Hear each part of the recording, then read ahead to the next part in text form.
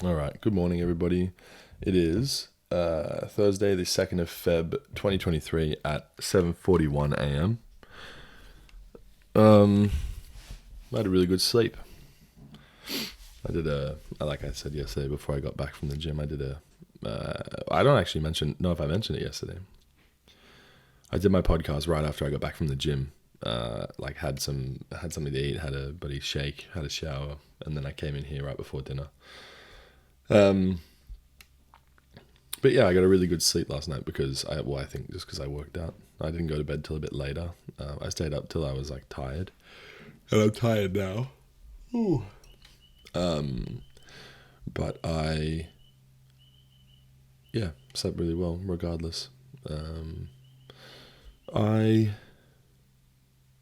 got a call yesterday. I'm working out in a different store today, in my old shopping center, and I think that's going to be interesting because my old store is shut.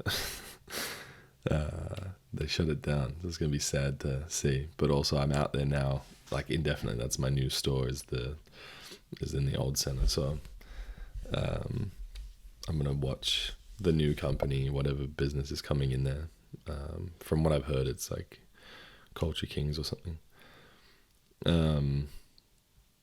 They're going to come through and build their own shop, and I'm going to be there to witness like most of, if not all of it. And I just think that's interesting. There's something bittersweet about it, right? Where I left that business, I moved to another business. I worked for the other business in a different shopping center, and now my old business is shutting down, and I'm moving back into that center to watch someone replace it in this weird way. Would it have been weirder to go to that shopping center and have my old shop still there and my old bosses and everyone still running around? Probably. But I guess that's the way the cookie crumbles, hey? It's the way life goes. I think if there's anything I learned in 2022, it's that life has moments and they are fleeting. And you need to really, really live in the moment and really be there in the moment. Because if you're too far ahead or you're too far behind, you miss some pretty important things. I learned... we'll start with Otis. When he got sick, there's like this element of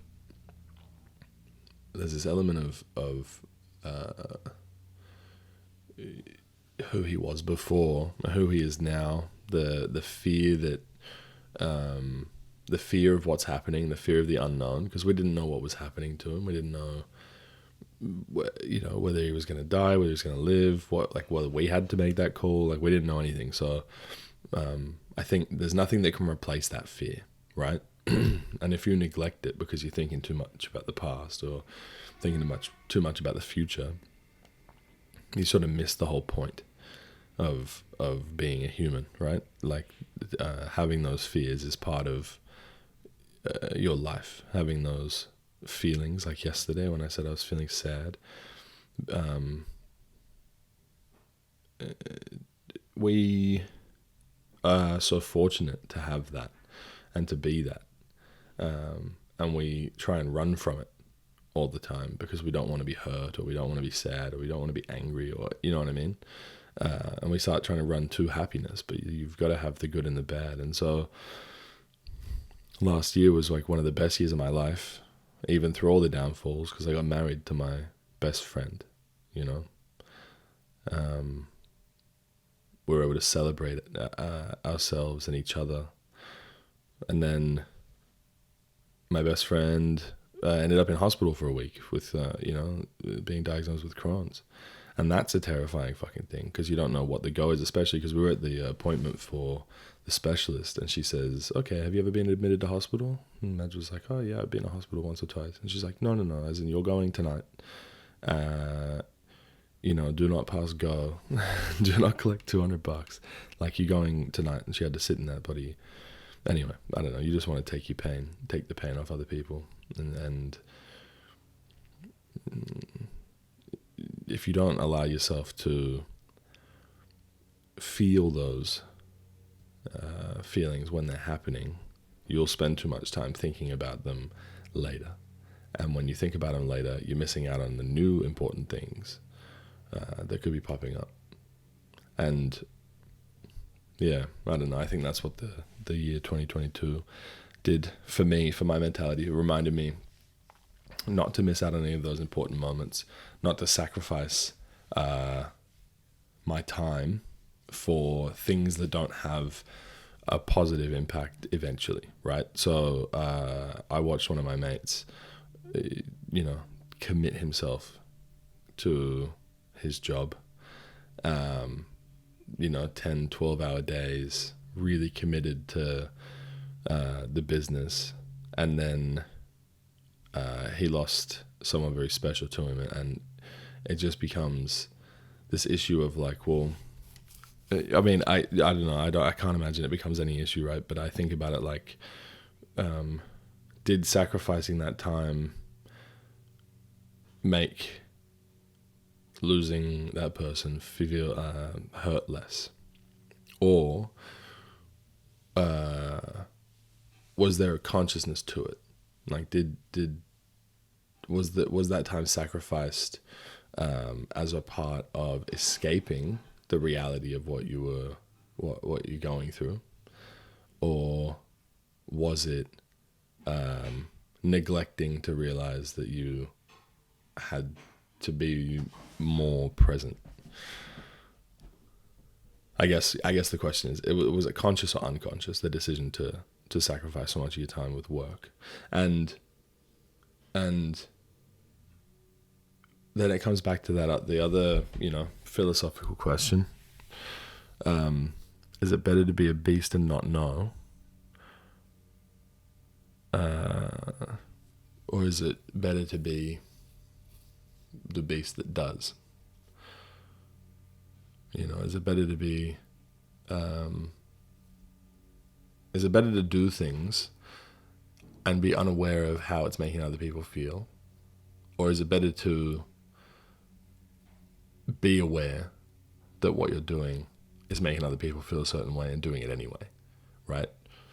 I don't have an answer for that. I don't know what would be better. Like, think about, like, if something happened to you, think about, like, I don't know, someone said something to someone else about you or whatever, or someone said something damaging and you lost your job because of it. Now think about how you'd react if that person said it and had absolutely no idea that there was going to be ramifications. Would you still be angry at them? Would you still, would there still be, points of contention, in your relationship with this person? And then now think about it where someone did it, and they knew that you were going to lose your job potentially, and they did it anyway.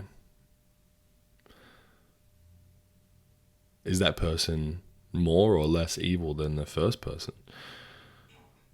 I mean, arguably, I would say less.